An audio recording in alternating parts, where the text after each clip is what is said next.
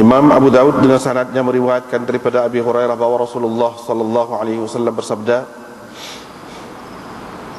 Allah tidak suka kepada sesuatu seperti mana sukanya kepada seseorang nabi yang elok suaranya, di mana dia berlagu membaca Al-Quran, yakni dengan menyaringkan suaranya.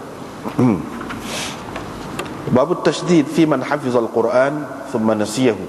Ini bab ancaman terhadap orang yang hafal Quran kemudian melupainya.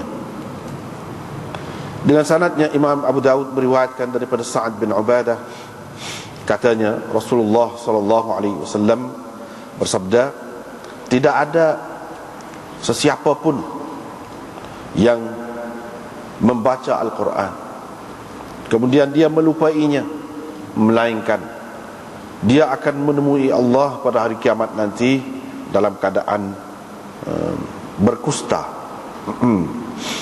Babun unzil al-Quran ala sab'ati ahruf. Ini bab Al-Quran diturunkan mengikut 7 cara.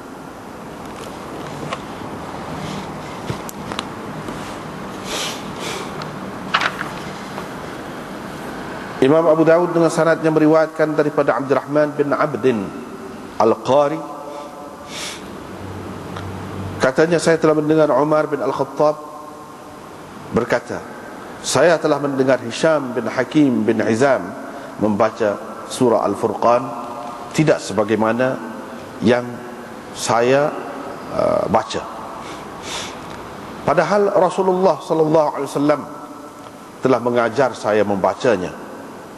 Hampir-hampir aku bertindak cepat terhadapnya, tetapi aku membiarkannya sehingga dia selesai. Setelah itu aku menyentap dia dengan selimutku, atau dalam satu nuskhah menyentap dia dengan selimutnya.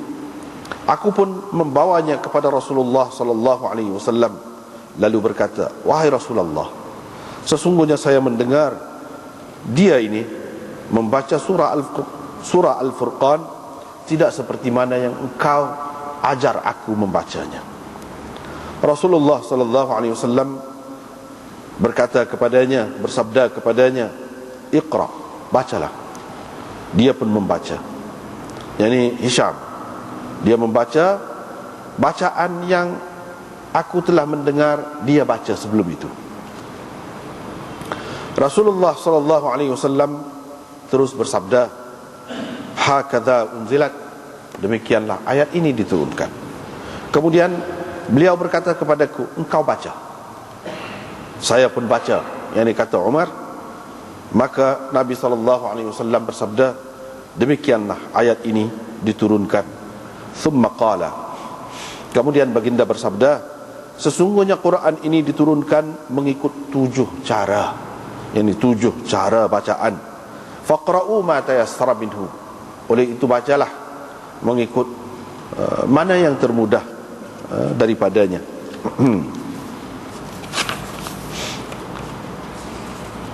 Dengan sanadnya Imam Abu Daud meriwayatkan daripada Ma'mar, katanya Zuhri berkata, sebenarnya perbezaan bacaan itu dalam perkara yang sama, tidak berbeza dalam hal ataupun dalam bab halal dan haram, itu tidak berbeza.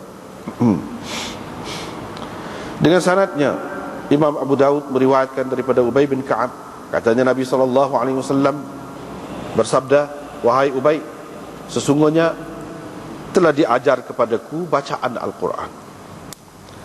Maka dikatakan kepadaku mengikut 1 atau 2 cara. Malaikat yang berada di sampingku berkata, kamu katalah mengikut 2 cara. Saya pun kata mengikut 2 cara. Lalu dikatakan kepadaku mengikut 2 atau 3. Malaikat yang ada bersamaku berkata, kamu katakan mengikut 3. Saya pun kata mengikut 3, sehingga sampai kepada 7 cara. Thumma qal, kemudian Nabi SAW bersabda, laisa minha illa syafin kafin, tidak ada satu pun daripadanya melainkan syafin, melainkan menjadi penawar dan kafin, mencukupi, memadai, lagi mencukupi ataupun memadai.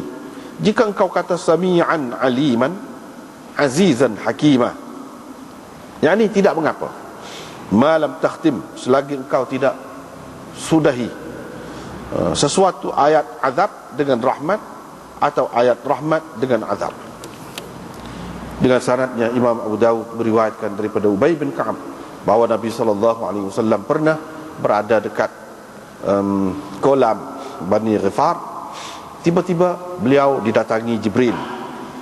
Lalu Jibril berkata, sesungguhnya Allah menyuruh engkau mengajarkan umatmu membaca mengikut satu cara. Nabi SAW bersabda, aku memohon kepada Allah keampunan dan maghfirahnya. Sesungguhnya umatku tidak akan mampu membaca begitu. Kemudian Jibril datang lagi kali yang kedua. Fadzakara nahwa hadza. Nabi SAW menyebut seumpama itu lagi, sehingga sampai kepada 7 cara bacaan. Kemudian Jibril berkata, sesungguhnya Allah menyuruh engkau mengajar umatmu membaca mengikut 7 cara bacaan.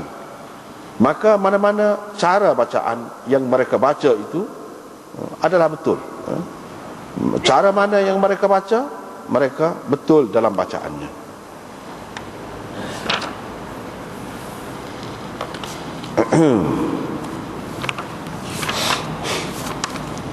Kita ada lagi sambungan bab sebelum ni, iaitu bab kaifa yustahabbu at-tartil fil qiraah ataupun bab istihbab at-tarassul.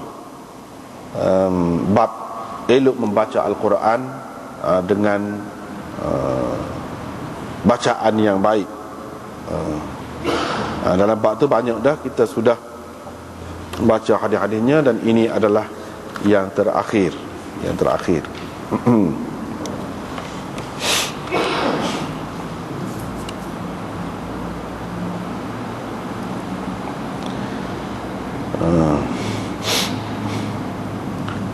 Riwayat daripada Abi Hurairah yang terakhir, iaitu Rasulullah SAW bersabda. Tadi kita terjemah, Allah tidak suka kepada sesuatu. Satu maknanya azina. Satu lagi azina dengan makna Allah tidak mendengar sesuatu. Tidak mendengar sesuatu, mana diberinya perhatian yang khusus kepada bacaan ini, dan tidak diberi perhatian seperti itu kepada yang lain. Itu yang kedua. Yang ketiga, azina dengan makna redha. Allah tidak redha kepada sesuatu seperti mana dia redha kepada seseorang Nabi yang membaca, yang elok suaranya, sedap suara dia, dan seterusnya. Jadi ada beberapa makna. Kemudian yang kedua, ma'adina Allahu li syai'in ma'adina. Ma yang pertama tu ma nafi, ma yang kedua tu ma mausul orang panggil.